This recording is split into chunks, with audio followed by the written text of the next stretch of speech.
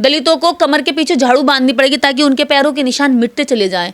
ऐसा काम करने वाले लोगों को मनुस्मृति संरक्षण दे रही है, उन्हें बता रही है कि वो बहुत ऊंचे हैं, वो पूजनीय हैं, वो देवता तुल्य हैं। और ऐसे घटिया लोग, ऐसी घटिया जाति जिसने कहा कि दलित स्त्रियां अपने स्तन नहीं ढक सकती, यानी ब्रेस्ट टैक्स तक लगा दिया उन लोगों के जीवन को। सोचिए कितना क्रूर जीवन रहा होगा उनका, कितनी क्रूरताएं बरसाई होंगी।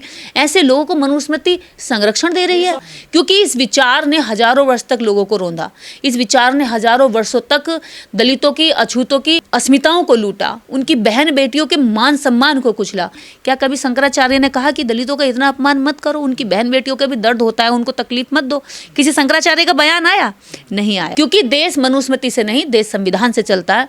अगर मनुस्मृति इतनी ही अच्छी होती तो भारत को संविधान की जरूरत ही क्या पड़ती? बार बार जब दुनिया चांद पे जा रही है, मनुस्मृति के लोग ये बात कर रहे हैं। देखिए, मनुस्मृति से ज्यादा घटिया कोई किताब नहीं इस दुनिया के अंदर। मनुस्मृति जैसी किताब ने इस देश को जितना बर्बाद किया है, शायद बाहरी आक्रमणकारियों ने भी नहीं किया। एक भी चीज इसमें अच्छी होती तो बाबा साहब डॉक्टर अम्बेडकर को ये जलानी नहीं पड़ती, और इसको जलाने के लिए भी एक ब्राह्मण ने ही उनका साथ दिया कि हाँ ये जलनी चाहिए क्योंकि ये मानवता के खिलाफ है। आज भी बहुत सारे ब्राह्मण इसके खिलाफ हैं क्योंकि उन्हें लगता है कि मानवता जरूरी है, मनुस्मृति जरूरी नहीं है। ये जो पुस्तक है, इस पुस्तक में हमारा नाम लेकर दलितों को, स्त्रियों को और जातियों तक का नाम लेकर, अहीर, कुम्हार, चमार, ठीक है, नाम लेकर के इसमें गालियां दी गई हैं। और इसमें सर्वश्रेष्ठ यानी कि हमारे सिर पर किसी पादरी को नहीं बिठाया गया, यानी दलितों के सर पर किसी पादरी पास्टर को नहीं बिठाया गया, किसी मौलवी को नहीं बिठाया गया, किसी और अन्य धर्म के धर्मगुरु को नहीं बिठाया गया, लेकिन दलितों के सिर पर यहाँ किसको बिठाया गया? ब्राह्मण को बिठाया गया। और किसने ये पुस्तक लिखी? एक ब्राह्मण ने लिखी। किसके लिए लिखी? एक ब्राह्मण के लिए लिखी। किसका इसमें सारा फायदा है? एक ब्राह्मण का फायदा है। शोषण किसका सबसे ज़्यादा है? इसमें दलितों का शोषण है, स्त्रियों का शोषण है। मैं दलित और स्त्री होने के नाते इस किताब की घोर आलोचना करती हूँ। आलोचना ही नहीं करती, बाबा साहेब डॉक्टर अम्बेडकर के विचार से प्रेरित होकर और मानवता से प्रेरित होकर जो भी व्यक्ति इसको पढ़ता है वो इससे घृणा करता है, क्योंकि ये सिर्फ एक जाति विशेष को अधिकार देती है, बाकी करोड़ों लोगों को, बाकी 90% लोगों के जीवन को आज़ादी से जीने की सारी उनकी शक्तियाँ, उनकी क्षमताएं छीन लेती है। तो ऐसी किताब भारतीय संविधान का कभी बराबरी नहीं कर सकती। ऐसे कितने कचरे वाली किताबें देश के अंदर आएंगी और ख़त्म हो जाएंगी, उनका कोई वजूद नहीं होगा। आज मनुस्मृति का कोई वजूद नहीं है, क्योंकि भारतीय संविधान सभी धर्मों की किताबों को इतनी आज़ादी देता है कि वो अपने एरिया या अपनी सीमाओं में रह करके उस धर्म की किताब को मान सकते हैं। अगर उस धर्म की किताब को मानते हुए आप किसी को तकलीफ दे रहे हो या संविधान का उल्लंघन कर रहे हो या कानून का उल्लंघन कर रहे हो तो आपको सजा का प्रावधान है, वो सजा मिलेगी संविधान के तहत। तो मनुस्मृति जो कहती है केवल एक जाति विशेष का महिमा मंडन करती है और जाति विशेष को सर्वश्रेष्ठ बना करके बाकी लोगों को उनका गुलाम दास बनाती है।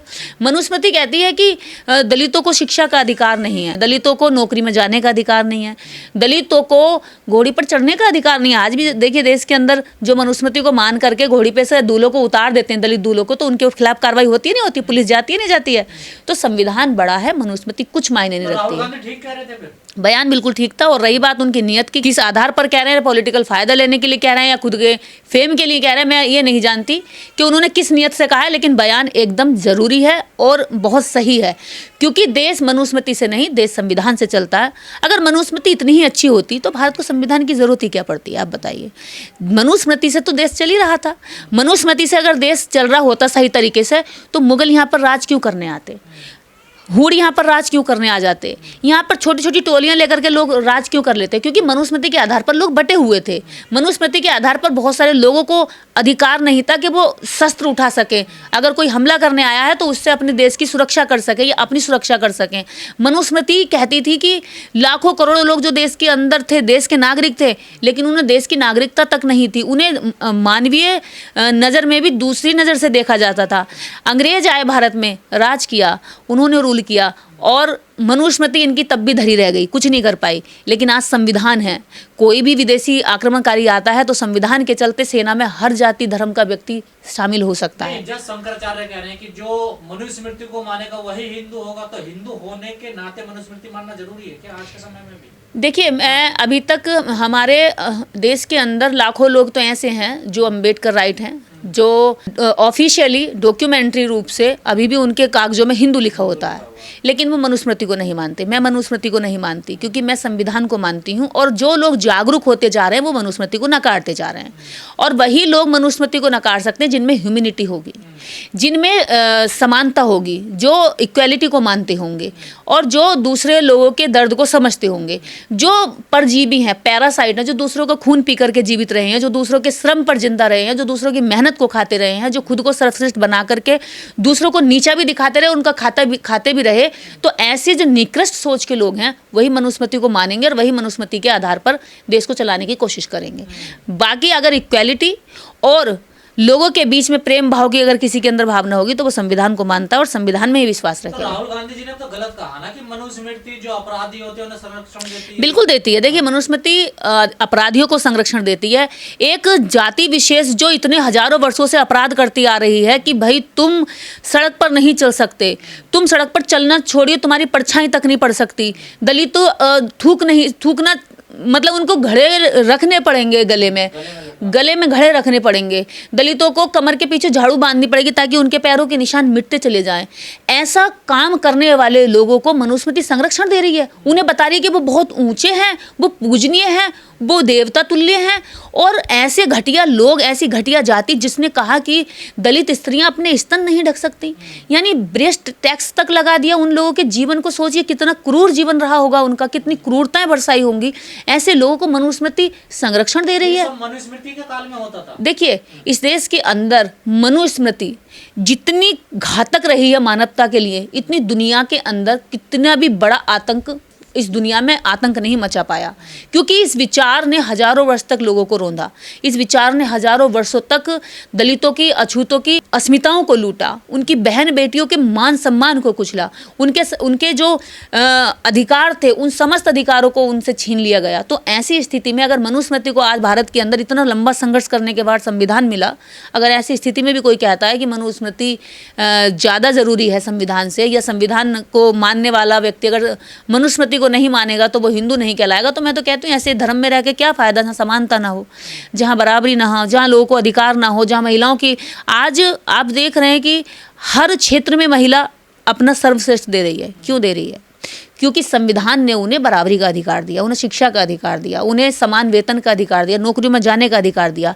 संविधान से पहले मनुस्मृति ने अधिकार नहीं दिया था, तो सेना तक में महिलाएं हैं। तो कुछ सोच समझ के क्या होगा ना। देखिए, वो भी तो इतने सन्यासी होते हैं, ब्राह्मण समाज से। क्या योगदान है इनका देश में? इन शंकराचार्यों का योगदान बताइए, मानवता में योगदान बताइए। भारत आज युद्ध से जूझ रहा है, सारे शंकराचार्य क्या कर रहे हैं? जितने भविष्यवाणी करने वाले बाबा थे, पर्ची खोलने वाले बाबा थे, ये तो धार्मिक लोग हैं, धर्म को रास्ता दिखाने वाले लोग। धार्मिक लोग नहीं है सर, ये राजनीतिक लोग हैं। ये राजनीतिक लोग हैं। ये बार बार समाज को, लोगों को उकसाने वाले बयान देते हैं, धर्म का चोला पहन करके। कभी इस राजनीतिक पार्टी के दल में चले जाते हैं, कभी उस राजनीतिक पार्टी के दल में चले जाते हैं। जो जिसकी सत्ता देखते हैं उधर को लुढ़क जाते हैं, जिससे फायदा मिलता है उधर चले जाते हैं। तो जितने भी शंकराचार्य हैं या बाबा हैं, अगर उन्हें लगता है कि वो धर्म बढ़ा रहे हैं, तो धर्म के लिए ज़रूरी है मानवता। अगर आप मानवतावादी नहीं हैं, आप देश के अंदर लोगों को मरते देख रहे हैं, पिटते देख रहे हैं, घोड़ी पर चढ़ते लोगों की पत्थरबाजी देख रहे हैं और कोई एक शब्द नहीं बोलते। एक भी शंकराचार्य मुझे बताइए कि कभी बयान दिया हो दलितों के घोड़ी पर चढ़ने से ऊंची जाति के लोगों को क्या दिक्कत है? उन्हें चढ़ने दीजिए, उनका अधिकार है। कभी कहा किसी शंकराचार्य ने बयान दिया? कभी किसी दलित बेटी के इतनी रेप की घटनाएं हो जाती हैं, उनके साथ किस विभत्स घटनाओं को जो पढ़ने और देखने तक से रोंगटे खड़े हो जाते हैं, क्या कभी शंकराचार्य ने कहा कि दलितों का इतना अपमान मत करो, उनकी बहन बेटियों का भी दर्द होता है, उनको तकलीफ मत दो? किसी शंकराचार्य का बयान आया? नहीं आया। क्या इस देश के अंदर जब दलितों के अधिकारों के जब आरक्षण पर कुठाराघात होता है, उनके अधिकारों पर होता है, किसी शंकराचार्य ने बयान दिया कि भैया उन्हें भी तो जीने दो, उन्हें भी तो साफ सुथरे रहने दो, उन्हें भी तो अच्छे पदों पर बैठने दो, उनको भी तो अधिकार है, उनको धर्म में बराबरी देने दो? एक बच्चे को मटके से पानी पीने पर पीट कर मार दिया उसके टीचर ने, कि उसने मटके से पानी निकाल कर पी लिया था, प्यास लगी थी। पानी जैसी चीज के लिए उस बच्चे को मार दिया गया। क्या किसी शंकराचार्य ने, किसी बाबा ने कहा कि इन मासूमों की जान आप किस आधार पर ले रहे हो? धर्म के आधार पर तो ली जा रही है, क्योंकि धर्म जाति में किसी को ऊंचा बता रहा और किसी को नीचा। क्या किसी शंकराचार्य के दिल में दर्द हुआ? आगे ना हो ऐसी घटना किसी और बच्चे के साथ ना हो, इसका पुरजोर विरोध किसी बाबा ने, किसी धर्म गुरु ने, किसी शंकराचार्य ने किया? नहीं किया, क्योंकि उन्हें लगता है कि हमारे धर्म के आधार पर ये लोग तो पिटने के लिए हैं, ये लोग तो कीड़े मकोड़े हैं, इन लोगों की बहन बेटियों की इज्जत नहीं होती है, केवल जाति में जो हमने ऊंचे बना दिए अपने धर्म के आधार पर। देखिए, बीमारी धर्म से फैली है, जातीय धर्म से निकली हैं, तो इलाज भी धर्म से ही होगा। अगर बीमारियां कोढ़ जैसी बीमारी, उससे भी ज़्यादा घातक बीमारी, आज तक कोई भी हिंदू धर्म का व्यक्ति ये दावा नहीं कर पाया कि हिंदू धर्म का संस्थापक कौन है, हिंदू धर्म की स्थापना कब हुई, हिंदू धर्म को कब अस्तित्व में लाया गया। हिंदू धर्म, हिंदू शब्द ही मुगलों द्वारा दी गई गाली है, जिसको धर्म बना दिया गया, जिसको थोप दिया गया, जिसको हिंदू हिंदू कहकर संख्या बड़ी बनाने के लिए उनको लगा कि लोकतंत्र आ रहा है और संख्या हमें मेजोरिटी में चाहिए, ब्राह्मणों को मेजोरिटी चाहिए, तो इसलिए उन्होंने हिंदू धर्म का प्रचार किया। और रही बात, आपने कहा कि हम किसी अन्य धर्म को क्यों नहीं कहते, अरे जिस धर्म ने हमारा शोषण किया, अगर आप ये बताइए, अगर ये बीमारी कैंसर की है तो नाम कैंसर का लिया जाएगा या टीबी का लिया जाएगा या किसी और रोग का नाम लेकर के उसका इलाज किया जाएगा? इस देश के अंदर बीमारी कैंसर की है, तो अगर बीमारी ये मनुस्मृति है, मनुस्मृति से बीमारी थी, मनुस्मृति परेशानी दे रही थी मानवता को बराबरी में लाने के लिए, मनुस्मृति की वजह से ही भारत में संविधान आया, मनुस्मृति की वजह से ही भारत के अंदर आरक्षण आया। अगर यहाँ बराबरी होती ना मनुस्मृति में, तो संविधान की जरूरत न पड़ती। इस देश को ना आज तक जितने लोगों ने लूटा, उन लुटेरों को भी आज आसानी से जगह नहीं मिल रही होती, देश को बहुत पहले आज़ाद कर लिया होता। शंकराचार्य अगर कह रहे हैं कि कोई हिंदू धर्म से किसी को निकालना है या हिंदू धर्म में ऐड करना है, तो वो अपने धर्म के अकॉर्डिंग धर्म में निकाल और डाल जरूर सकते हैं, लेकिन भारतीय संविधान ऐसा किसी को धर्म में निकालने और डालने की कोई भी प्रावधान नहीं करता है। भारतीय संविधान कहता है कि आप इस देश के अंदर किसी को ऊंच नीच कर नज़र से नहीं देख सकते, किसी को मनुस्मृति की नज़र से नहीं देख सकते, क्योंकि मनुस्मृति जो कहती है वो कहती है कि इस दुनिया का, इस धरती पर जितना भी धन धरती जो स्रोत है, जो शक्तियां हैं, वो समस्त ब्राह्मण के लिए हैं। ब्राह्मण की कृपा से ही दुनिया के लोग जी रहे हैं। लेकिन मनुस्मृति कहती है कि ब्राह्मण जाति में जन्म लेने पर ही ब्राह्मण व्यक्ति को पूरी धरती का सब चीज़ों का स्वामी बना दिया जाता है, यानी भूदेव कहा जाता है।